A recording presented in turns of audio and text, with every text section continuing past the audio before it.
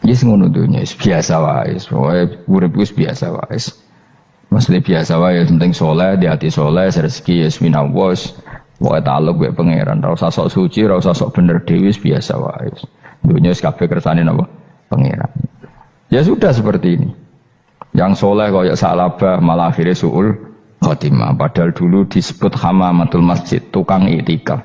Gak tahu mulai ke masjid, tapi akhirnya suul khotimah. Wahsi sing mata ini kekasih Nabi, rupane mata ini Hamzah ditakdir husnul khotimah. Makanya donga ya muqallibal qulub tsabbit qalbi ala dini. Kita tidak pernah tahu. Nah, kenapa kalau saya ngaji PD? Mereka aku muji pangeran, saya tidak pernah mikir awakku, tak penting awakku, penting muji pangeran. Ngaji itu artinya kan muji pangeran, muji ilmune pangeran, ya sudah selesai.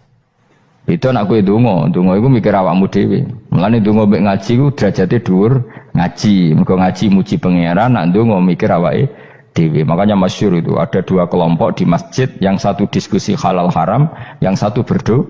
Nah, terus Nabi keluar dari rumah berdiri sempat ragu, saya kemana? Terus akhirnya Nabi ngendikan mereka itu berdoa kalau Allah mengabulkan ya disembadani. Tapi mereka belajar halal haram. Itu perintahnya Allah, saya sebagai Nabi. Terus akhirnya Nabi gabung kelompok yang belajar halal haram. Karena belajar halal haram artinya ingin menghidupkan hukumnya Allah Ta'ala. Tapi nak wong donga kepingine iku kabul kajate. Intine mikir awake dhewe. Makanya saya termasuk ulama yang jarang berdoa. Tapi ya berdoa tapi kadang-kadang. Nah kowe kan gak kontribusi ning agama rapati ya tapi donga. Oh dasar murahan. Ya tapi piye mulang ya ora payu. Jadi kadang-kadang kula dibantah. Lah jenengan mulangi payu Gus. Lah kula ora payu, donga-donga ngono. Ya tapi aku ngerti pangeran ra bakal nyembadani barno ra Gus. Pangeran ya paling ya sedikit sithik ngono cukup.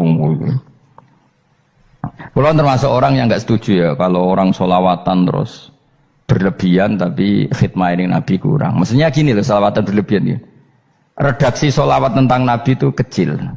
Bukan sholawat jumlahnya enggak, redaksi tentang Nabi itu kecil, sementara tentang keinginannya itu saya tidak suka. Saya suka sholawatan itu ya yang nyifati Nabi banyak, kemudian keinginannya kecil, itu bagus. Kayak Ihya itu, kayak Ihya Abdul Hasan Asadili itu, kalau dongo itu jaluknya mau swidik, paling baris paling terakhir. Misalnya gini, Nahmaduka ya man huwa waladi la ilaha illa anta ar-rahmanur rahim, itu langsung in sampai nyifati Allah itu 99. Buar ngono nganti berkuras-kuras. Lagi terakhir mau njaluk donga sithik. Nah kowe kan enggak muni muji Allah mau basa-basi tok. Alhamdulillahirabbil alamin wassalatu wassalamu ala Muhammadin. Mau nggo syarat tok. Baru Allahumma inna nas'aluka nganti telung lari. Telung halaman. Tapi pas muji pangeran alhamdulillahirabbil alamin wassalatu wassalamu ala Muhammadin. Bariku terus donga njaluk mapan tolak buala. Yo aja. Mana jare pangeran? Muji kekasihku swidik dongane kecangkeman. Lah saya tuh gak suka jenis itu. Harusnya sholawatnya itu yang panjang. Maksudnya nyifati Nabi yang panjang. Baru mintanya sedikit. Itu bagus. Bi akhlak. Makanya saya diantara sholawat yang senang itu sholawatnya Habib Ali Al-Habsyi yang ngarang Simtudur. Kalau beliau baca sholawat itu sholatan yattasilu biha ruhul musolli alaihi bi. Fayam basitu fi qalbi sirru nuri ta'alluqi bi wa hubbi wa yuktabu biha bi inayatillahi ta'ala fi hisbi. Jadi dia baca sholawat itu, ya Allah berikan sholawat kepada kekasihmu Muhammad. Dengan sholawat ini rohnya saya, musolli itu rohnya saya yang membaca sholawat, bisa sambung dengan rohnya Rasulullah. Dan setelah sambung saya terhitung sebagai orang yang mencintai Rasulullah. Dan saya berharap dari cinta itu saya tertulis sebagai umatnya. Nah, aku kan enggak mau sholawat itu mau saya termasuk orang yang enggak saya loh ya. Tapi ya tetap baik dibanding nganggo primbon ya satu sholawatan itu. Tapi boleh punya etika lah dengan Rasulullah itu. Kalau dongo nyifati Nabi yang banyak, ya baru keinginan.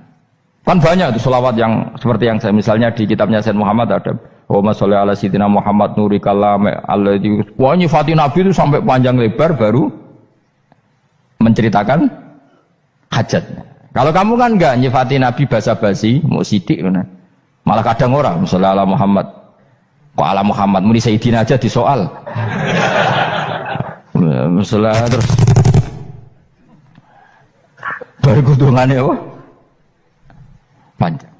Saya termasuk yang enggak setuju karena itu menurut saya kurang etika. Makanya Rasulullah itu kalau berdoa kalau sudah nyifati Allah coba tak beri satu contoh saja doanya Nabi. Alhamdulillah hamdan yuwafi ni'amahu wa yukafi'u mazida ya rabbana lakal hamdu kama yanbaghi li jalali wajhika 'azimi sultanik la nuqsi sana'an 'alaika anta kama asnaita 'ala nafsik. Itu sudah berapa itu nyifatinya? Itu belum doanya tuh. Nah kamu kan enggak Allahumma alhamdulillahirabbil alamin Allahumma ya Allah di hajati wis gremeng tok titik. Seramu tuh tenan. Jeneng gak bakat wali. Nah cara kula iku sisen ngono. Kula ya sering ngamini dongane wong ngono tapi ning atiku amin maksudnya amin barno mawon Gusti. Nanti aku amin tapi amin ku barno mawon Gusti. Wong ora jelas ngono betul. Jadi aku muni amin tapi amin barno maksudnya ya Allah barno amin maksudnya. Jadi karena tadi setahu saya doanya para nabi, para wali itu memang seperti itu. Ya coba itulah doa tadi aja yang saya sebut itu berapa kalimatnya? Apa? Alhamdulillah hamdan yuwafi ni'amahu wa yukafi'u mazida ya rabbana lakal hamdu kama yanbaghi li jalali wajhika 'azimi sultanik la nuqsi sana'an 'alaika anta kama asnaita 'ala. Enggak terhitung pujian saya kepada engkau sebanyak engkau memuji pada diri engkau sendiri. Allahumma inni a'udzu biridhoka min sakhatika fi mu'afatika min uqubatika wa bika minkal. Allahumma sholli bi haqqi jabarutika wa bi khawfika. Kan panjang sekali doanya wali-wali itu, tapi semuanya mensifati Allah. Bahkan banyak yang kemudian lupa enggak doa. Coba haji, doa haji itu coba. Labbaik Allahumma labbaik la syarika lak innal hamda wa ni'mata laka wal mulka la syarika lak wa ni'mat. Itu kan labbaik saya siap melaksanakan perintahmu ya Allah sa'dik. Engkau yang punya pujian, engkau la syarika lak lakal. Itu malah enggak ada, jarang malah ada doanya. Itu kalimatnya talbiyah semua. Allahumma antal azil akram itu sudah seperti itu. Karena tadi al-mu'min yashghaluhu sana 'ala Allah min ayyakuna li nafsihi dzakiran. Mukmin sejati adalah sibuk memuja Allah sampai lupa jatah dirinya sendiri. Nah, kowe kan gak mujine Allah basa-basi, dongane tenanan. Iku dadi makhluk aneh, dadi hubungan mbek pangeran iku wong aneh. Ya tapi jen ra bakat wali ngono iku dadine ngono iku. Ya tok ngono kok mari wali kakean malah gak elit. Jadi, tapi saya mohon itu di sholawat itu usahakan jumlah paling enggak jumlah sholawatnya banyak, doanya sedikit. Paling enggak misalnya kamu tidak punya kalimat yang apa baik ya mau sholawat ping 100 itu gak ada salah biar guling-gilingan apa kita menyebut kekasihnya Allah lebih banyak ketimbang kita menyebut hajat kita sendiri ya gitulah. Paling enggak punya etika seperti itu ya. Kalau kamu enggak punya segot-segot sing keren, bacalah sholawat berapa 100 terus cerita awam Gusti utang kula kathah. Mengke ra jawab wis roh.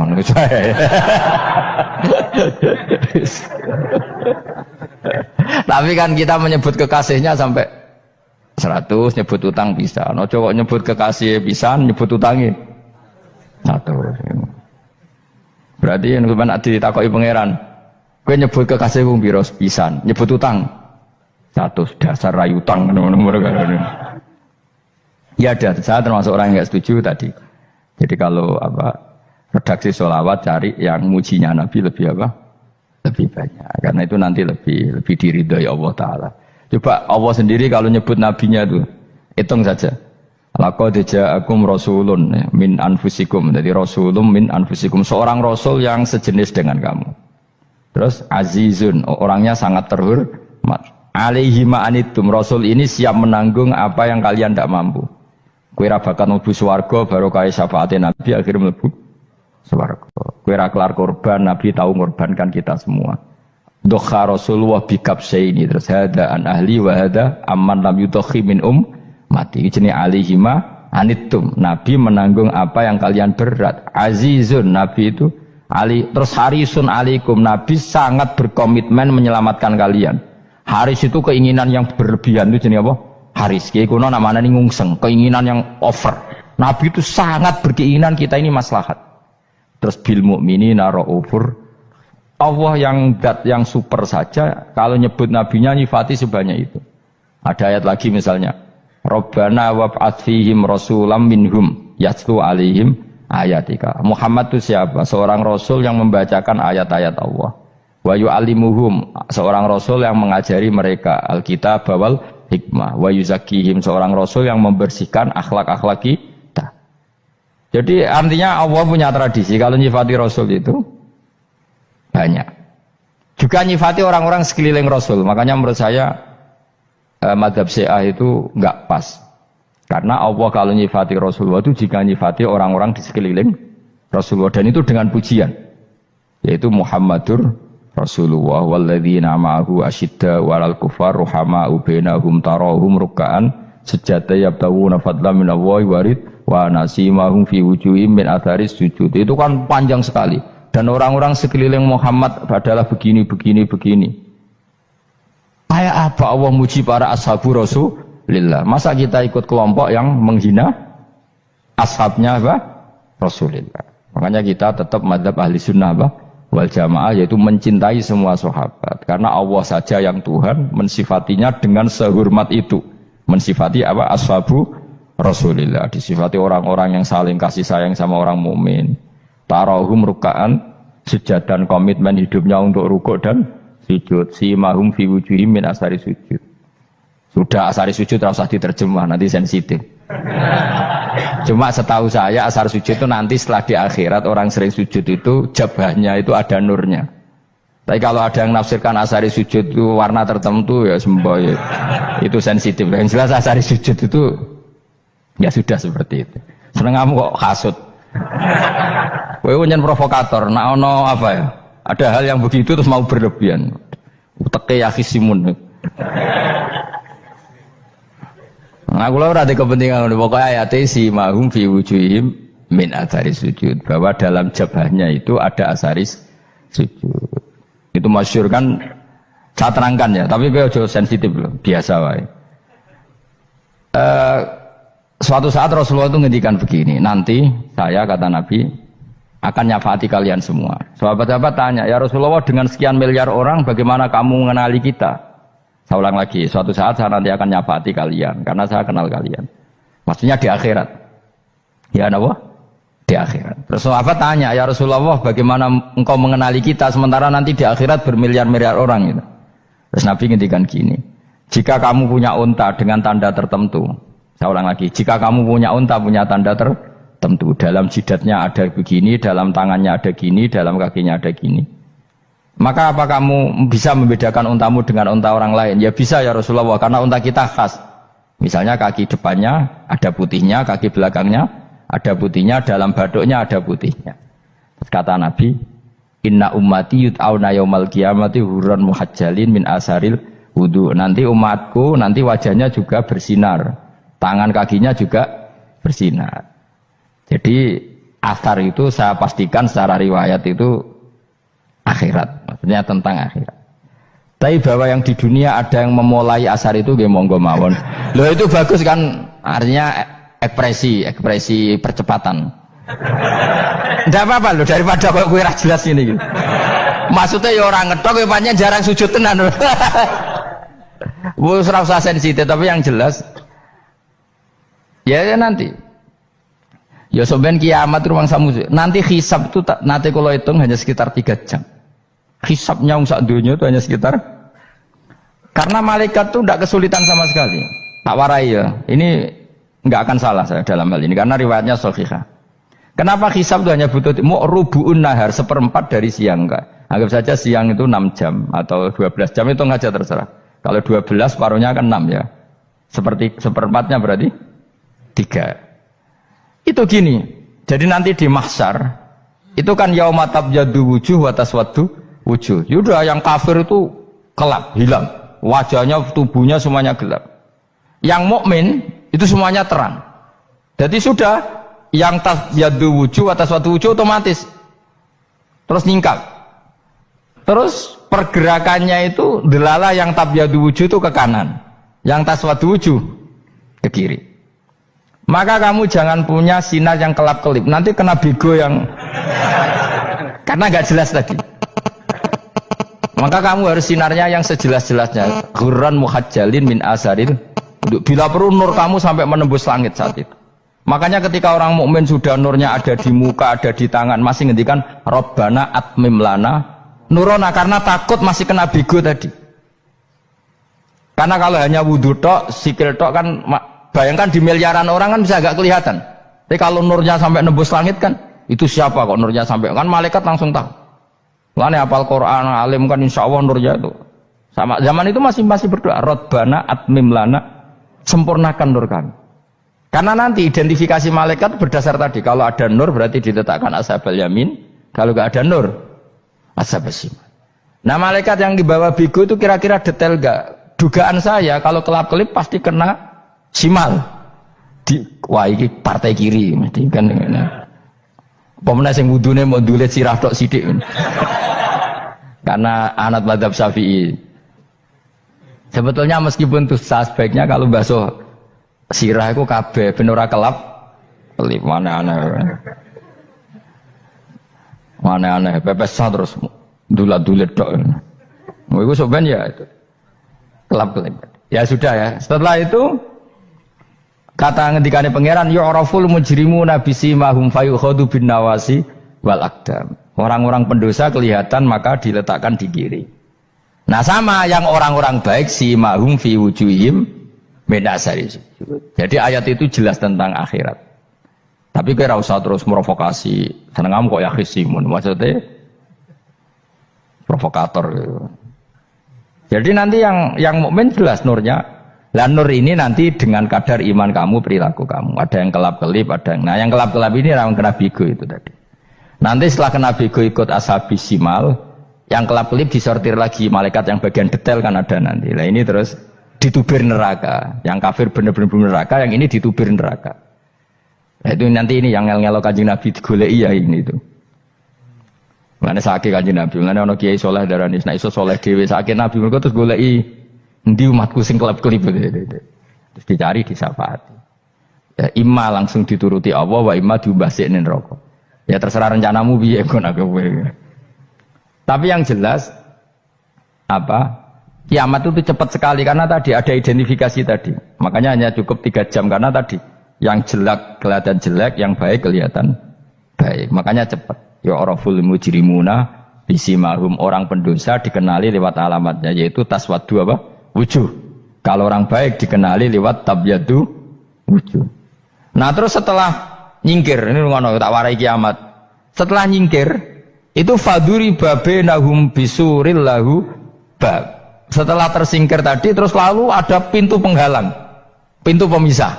Nah pintu pemisah tadi yang sisi kanan langsung jadi surga, yang sisi kiri jadi neraka. Itu disebut faduri babenahum bisuril lahu bab batinu fi rahmatu wa dhahiruhu min kibalihil adab. Yang pintu arah kanan otomatis wilayah surga, yang pintu kiri otomatis wilayah neraka. Nah problemnya ketika penutupan pintu itu dah yang kelap-kelip itu katut kemana ini yang makanya kamu jangan malok partai yang apa kelap-kelip yang nggak jelas itu koalisi kemana ya. Kalau partai besar kan iso nyalon presiden, partai kecil ini kan ikut mana ini kan sing sak ngisore 1%, 2% ini kan repot. Loh coba misalnya nur kamu 2%, berarti gelap kamu kan 98%. Kira-kira malaikat mengkategorikan kemana coba? Ayo jawab. Gelap. Loh kok ada semangat Pak. Padahal itu bagian dari kamu.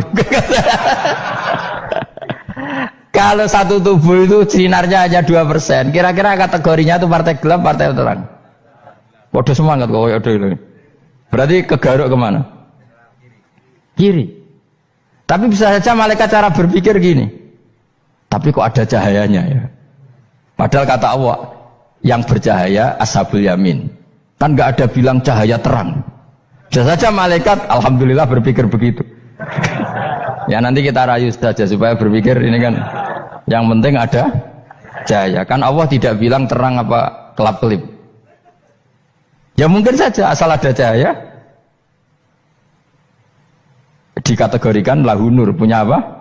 Nur. Tapi yang jelas saat itu pun yang sudah punya cahaya masih berdoa Rabbana atsmim lana nurona. Ya Allah saya mohon sekali nur-nur kami sempurnakan. Jadi ini saya bantu teman-teman yang hafid-hafid supaya tahu maknanya ya. Dan yang nggak hafid ya dengar ya. Kalau nur itu penting. Makanya Nabi itu kayak apa? Nabi itu orang super. Itu kalau ngendikan wa al min fauqi nuran wa min tahti nuran wa an yamini nuran wa an simali nuran, sampai terakhir Nabi masih mendoa untuk dirinya waj'al li nuran, dan semua tubuh saya jadi nur. Jadi Nabi sudah gitu. Ya Allah, jadikan sisi depanku nur, belakang kami nur, kanan nur, kiri nur. Terakhir itu apa? Waj'alni nuran, dan doa semoga semua tubuh saya jadi nur. Itu termasuk doa yang sering saya baca. Karena saya takut kelap-kelip tadi, ini bahaya ini kalau malaikat. Saya tidak tahu cara berpikir malaikat tadi. Apa ngitung 98% maka dikategorikan apa? Gelap. Apa dihitung nurnya saja? Wong instruksinya Allah kan yang ada nur ashabul yamin. Meskipun kelap-kelip kan punya nur. Saya tidak tahu nanti ikut 2% ikut mana kalau di partai koalisi itu. Ikut yang menang biasanya, ikut yang apa? Ya paham ya, makanya saya mohon. Kalau wudhu itu usahakan sempurna, terutama wudhu sholat. Kalau nggak wudhu sholat itu sebaiknya nggak sempurna, supaya ada bedanya wudhu sholat sama wudhu tidak sholat. Rasulullah itu masyhur gitu ya. Rasulullah itu kadang tawaddu'a wudhu'an khafifan, wudhu yang sederhana, yaitu hanya sekali-sekali dan tidak sempurna. Ketika ditanya as-sholat ya Rasulullah, tidak. Misalnya saya habis makan, mau tidur, biasanya ya wudhu, tapi tentu tidak perlu sesempurna kayak wudhu sholat, biar ada bedanya. Rasulullah juga gitu, beberapa kali beliau wudhu, tapi tidak sesempurna wudhunya untuk sholat. Masyhur itu di riwayat tawaddu'a wudhu'an khafifan duna wudhu'ihi lis sholat. Tapi kalau wudhu untuk sholat asbaghal wudhu, menyempurnakan wudhu. Jadi supaya ada bedanya wudhu sholat dan wudhu tidak sholat. Saya gak wong ora iso ngaji podo kabeh. Abu Bakar ya gitu. Ana wong poso sunat kok nyediakno buka dimarahin. Istrinya pernah nyediakan buka beliau untuk puasa sunat. Itu embernya dipecahi Abu Bakar. Ditanya, kenapa gitu? Apakah kamu akan menyaingi Ramadan? Jadi gak boleh memperlakukan puasa sunat kayak Ramadan. Dia biasa saja kalau puasa sunat wah buka kolak apa. Ramadannya ya iri tuh, ini gimana kok saya disaingi ini. Jadi kabeh itu ada proporsinya, ada apa? Makanya megang Quran ya wudu, megang wudu. Nah, kabeh gitaran terus wudu, pengiran tersinggung. Piye kok menjegal gitar wudu? Jadi gak boleh kebaikan disaingi itu juga gak boleh. Bapak kowe sregep wudu sampai nyekel gitar. Yo Quran tersinggung, wah semen iku gak sembrono kan. Malaikat panitia kan ya tersinggung. Kabeh itu kan ada proporsinya apa? Ada proporsinya. Itu hebatnya Rasulullah. Jadi kalau beliau wudu, bahkan wudu itu wudu li sholat sama tidak sholat itu. Misalnya sholat sunat itu kamu mampu ngadeg boleh nggak duduk? Boleh. Kalau sholat fardu nggak boleh, biar ada bedanya. Fardu itu spesial, nggak boleh, harus berdiri. Kalau sunat pun harus berdiri. Fardu tersinggung, iya sunat kok nyaingi aku kan gitu kayak. Ya makanya sholat fardu wajib berdiri ya. Sholat sunat boleh duduk meskipun mampu loh ya. Nggak boleh sama. Sholat sunat pun harus berdiri. Berarti ada sunat menyaingi fardu. Ya jelas ya, jadi aturan main itu harus jelas, nggak boleh. Makanya Abu Bakar itu nggak mau kalau ada orang puasa sunat kemudian apa? Abdullah bin Mas'ud lebih parah, dia itu tukang nyuwepeng orang yang selalu sholat duha. Makanya saya itu duha itu jarang, karena takut kena sweepingnya siapa? Abdullah bin Mas'ud. Itu ada orang khusyuk tiap hari duha, diswepeng sama dia. Apakah kamu menjadikan sholat ini jadi fardu? Kok mbok lakoni bedino? Awas nampak lakoni bedino. Daerah akhir duha dilakoni bedino. Perkara ini butuh duit. Itu kalau zaman Abdul Mahmud kena sweeping apa? Karena berarti menandingi fardu. Yes, biar usah anut ilmu ku bahaya itu di sensitif. Cuma ini kan ilmu tetap tak utarakan. Biar kamu tahu, nggak boleh fardu disaingi itu nggak. Coba kan banyak ketentuannya tadi. Contoh paling gampang itu apa? Kalau sholat fardu boleh, nggak boleh apa? Duduk. Sholat sunat boleh duduk. Sholat sunat boleh di kendaraan sesuai jalannya kendaraan. Ainama tawajjahat bi rohilatu. Kalau sholat fardu, kalau kamu naik unta harus turun untuk memastikan di kiblat. Jadi banyak sholat sunat kamu dalam keadaan najis sudah tidak boleh dilakukan. Kalau sholat fardu, karena saking pentingnya fardu, meskipun dalam keadaan najis ya menemukan alat sesuci harus tetap sholat. Jenenge sholat dihormatil waktu, karena nggak boleh fardu ditinggalkan. Meskipun nanti harus iadah, Karena nggak boleh mengalahkan fardu meskipun itu oleh najis. Jadi misalnya kamu pergi hanya bawa satu celana, kemudian di terminal atau apa kena najis, kena uyah sampean misalnya, kamu harus tetap wudu dan sholat. Karena nggak boleh fardu ditinggalkan. Meskipun nanti harus iyadah karena sholat kamu tidak sempurna. Dalam keadaan celana kamu najis, boleh nggak sholat sunat? Oh nggak boleh. Karena kalau fardu itu darurat memang suatu yang harus maka dilakukan. Tapi kalau kamu dalam keadaan nggak suci, nggak boleh melakukan sholat apa? Sunat. Karena fardu itu spesial apa? Spesial. Bukan kalau terus nongol. Wamtazul yauma ayyuhal mujrimun. Ya, jadi orang mujrimun harus terpisah dari orang apa? Mukmin. Dan yang keharusan itu ketika di surga. Tapi kalau di dunia ya boleh muamalah boleh. Ya muamalah yang halal maksudnya. Infaridu tegese misau sira kabeh ana mukminin sing pira-pira mukmin intakhtilatihim. Nalikane campure kufar utawa al mujrimin bi iklan al mukminin. Utawa rujuke balik boten napa. Maksudnya rujuke diwalik ge sami intakhtilatihim mukminin bi iklan kufar utawa kufar ning mukminin. Alam ahad ilaikum ya bani Adam. Alam ahad ana ta ora merentano ingsun ilaikum maring sira kabeh. Amurkum tegese ana ta ora merentano ingsun kum ing sira kabeh ya bani Adam ya bani Adam. Ala lisani rusuli ing atase lisane para utusan-utusan ingsun. Bukankah saya telah merintahkan kamu wahai Bani Adam Allah tak butuh setan. Yen ora menghamba sira kabeh as-setan ing setan. Ngendikane pangeran kowe ijek kanut setan cek nemen nih. Bukankah sudah saya perintahkan kamu tidak boleh diperbudak napa setan. Maknane la tutiu tegese aja taat sira kabeh ing setan. Inna sak temene setan laku maring sira kabeh aduun musuh mubinun kang jelas. Bayinul adawati banget musuhane. Lah setan musuhmu kok malah mbok nut bocah kok sarap ngono. Karwan musuh kok di nut. Anut ya pangeran mergo Allah wali fid dunya wal akhirah. Wa ani buduni lan yen to nyembah sira kabeh ni ingsun. Wa anstune kelakuan budu nyembah sira kabeh ni ingsun wahidu tegese nglakoni tauhid sira kabeh. To mengesakno sira kabeh ni ingsun. Wa ati ulan to atau sira kabeh ni ingsun. Harusnya kita hanya ibadah ning Allah Subhanahu wa ta'ala karena dia yang menciptakan kita, tempat kita kembali. Setan itu tidak siapa-siapa, makhluk yang hina, yang lemah. Pokoknya malah taat ya ning gone zat sing super, sing gawe kita, sing memberi rezeki kita dan zat yang kita kembali. Hadza utawi iki maknane taat ning Allah taala. Hadza ay al madkur min taatillah iku siratun ku dalan tori kontek dalan mustaqimun kang